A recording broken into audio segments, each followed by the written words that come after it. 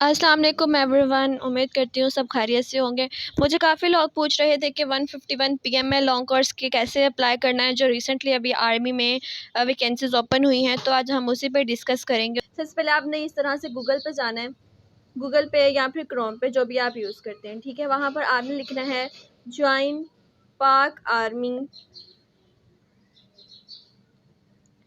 joinparkarmy.government.pk। देखें फर्स्ट पे आ गया।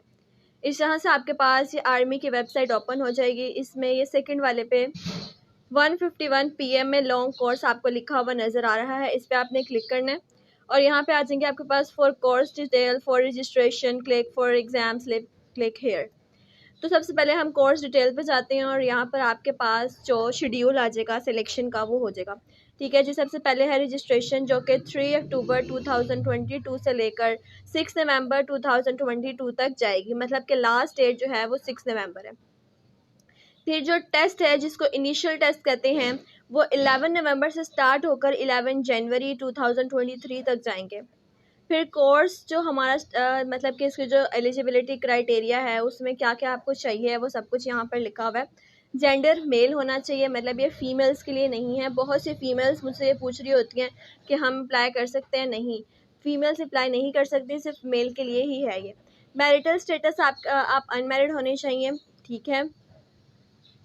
और दूसरा क्वालिफिकेशन आपकी इंटरमीडिएट होनी चाहिए और equivalent, graduate 2 years, graduate 4 years, serving army soldier. उस लिहाज से आपकी जो है वो एज आ जाती है, ठीक है। इंटरमीडिएट में 7 to 22 है, फिर ग्रेजुएट में 7 to 24 है। इस तरह से सर्विंग आर्मी में 17 to 26। इस तरह से उनमें ना डिफरेंस आ जाता है कि आप कितनी एज में किस ब्रांच पे अप्लाई कर सकते हैं। फिर फिजिकल स्टैंडर्ड्स हैं। फिजिकल स्टैंडर्ड आपकी जो मिनिमम हाइट है वो 5 फुट 4 इंच होनी चाहिए। Weight as per body mass index, मतलब कि आपकी हाइट के लिहाज से आपका बॉडी वेट होना चाहिए। वो आपको आपकी जो गूगल पे आप सर्च करेंगे कि आपका इतना आपकी इतनी हाइट है तो आपका वेट कितना होना चाहिए, वो आपको बता देगा। फिर नेशनैलिटी जो है वो पाकिस्तान की नेशनैलिटी होनी चाहिए, citizens of Pakistan and domicile holders of Azad Kashmir. देखिए, जो आज़ाद कश्मीर, मुझे ये काफ़ी लोग पूछते थे कि हम आज़ाद कश्मीर के नहीं हैं, लेकिन हमारे पास जो डोमिसाइल है वो बलोचिस्तान का है, पेशावर का है, तो क्या हम अप्लाई नहीं कर सकते? ऐसी कोई बात नहीं है। इसका मतलब है कि अगर आप आज़ाद कश्मीर के रहने वाले हैं तो आपके पास डोमिसाइल होना चाहिए आज़ाद कश्मीर का, इसका ये मतलब है। आफ्टर ऑल आप सिटीज़न ऑफ पाकिस्तान हैं तो आप इसमें अप्लाई कर सकते हैं किसी भी एरिया से। तो एडिशनल इन्फॉर्मेशन क्या है जी, ट्रेनिंग जो होती है मिलिट्री एकेडमी में पीएमए में, वो 2 साल की होगी। उसके बाद यहाँ पर आपके पास क्वालिफिकेशन, एज और ये सारी चीज़ें आपके पास आ गई हैं। अब देखें यहाँ पर उन्होंने लिखा हुआ इंटरमीडिएट जो है उसकी एज होनी चाहिए 17 to 24। फिर बाद में जी ग्रेजुएशन जिन्होंने अभी अभी स्टार्ट किया 2 साल के लिए, वो 17 to 23। जो ग्रेजुएट हो चुके हैं उनकी 17 to 24 है, और जो पहले पाक आर्मी में सर्विंग कर चुके हैं उनकी 17 to 25 है। और इसमें जो रिलैक्सेशन होती है वो इंटरमीडिएट के स्टूडेंट्स के लिए होती है, सिर्फ वो भी 3 मंथ्स की, बाकी और किसी चीज़ में रिलैक्सेशन नहीं है। उसके बाद आपके पास ये एफएससी के जो मार्क्स हैं वो कितने 55% मार्क्स होने चाहिए एफए या एफएससी में। और जिन्होंने ग्रेजुएशन किया है BA, BSc, BA, BS honours या बीबीए, बीपीए, उनमें आपके 60% मार्क्स होने चाहिए और 50% marks in FA, FSc are eligible for Pakistan military academy long course. उसके बाद जी सर्विंग आर्मी सोल्जर्स। अब सर्विंग आर्मी सोल्जर्स मतलब कि जो पहले आप कर चुके हैं सोल्जर्स में सर्विंग, उसकी 50% मार्क्स आपको चाहिए हैं एफएससी में। ओके जी। उसके बाद है verification of marks sheet certificate. Candidates not issue with certificates और in possession of duplicate revised marks. ये बिल्कुल ये हर चीज़ वेरिफिकेशन होती है जब आप टेस्ट देने के लिए जाते हैं, तो वहाँ पर आपके सारी जो डॉक्यूमेंट्स हैं वो सारे चेक किए जाते हैं कि ओरिजिनल हैं कि नहीं। तो आपकी जो जितनी भी एजुकेशनल सर्टिफिकेट्स होंगे वो ओरिजिनल होने चाहिए, ठीक है। तो वेरिफिकेशन के वक्त आपको ये बहुत काम आएंगे।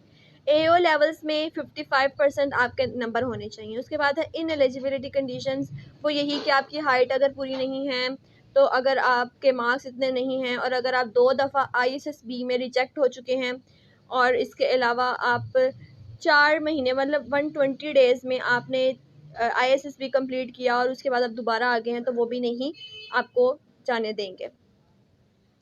पहले ही अगर आप आर्म फोर्स से रिजेक्टेड हैं तो तब भी आपको दोबारा से अप्लाई करना नहीं देंगे। ठीक है जी। तो अब यहाँ पर जो हमारे पास टेस्ट आ गया है उसमें आपका क्या होता है, रिटन टेस्ट होता है, फिर मेडिकल टेस्ट होता है, फिर फिजिकल टेस्ट होता है, ये सारे इनिशियल चीज़ें।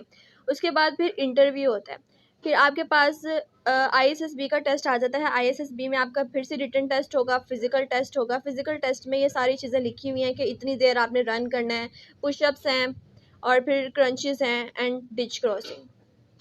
फिर जो पास कैंडिडेट्स होंगे उनका दोबारा से फाइनल इंटरव्यू होगा और वो इंटरव्यू बहुत सख्त होता है। उसके बाद जाकर कहीं आप लोग PMA लॉन्ग कोर्स के लिए अप्लाई कर सकते हैं।